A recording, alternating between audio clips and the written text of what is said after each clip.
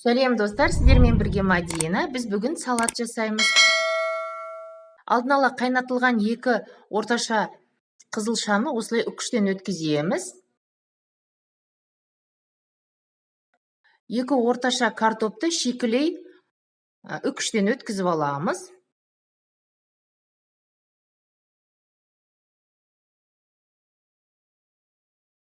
Суға салып жуамыз да крахмалын кетіреміз.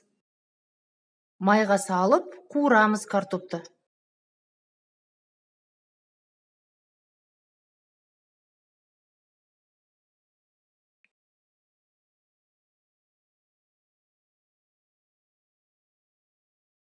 Бір орташа пиязды осылай майдалап тураймыз да, оны да майға салып қуырып аламыз.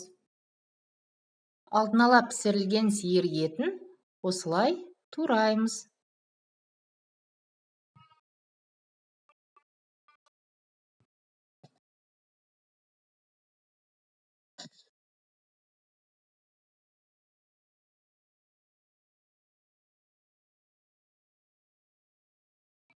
Мінекей бізде дайын ет, пияз, сәбіз, қызылша, майонез және картоп. Алдымен етімізді саламыз.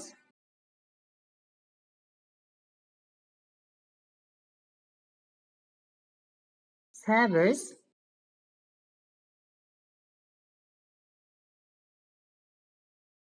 пияз,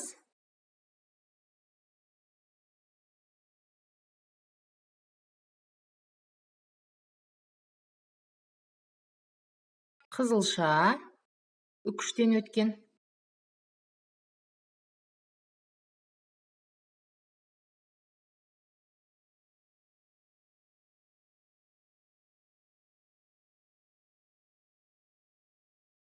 Картоп,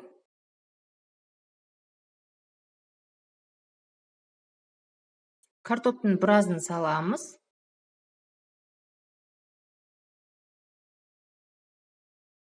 Майонезді саламыз.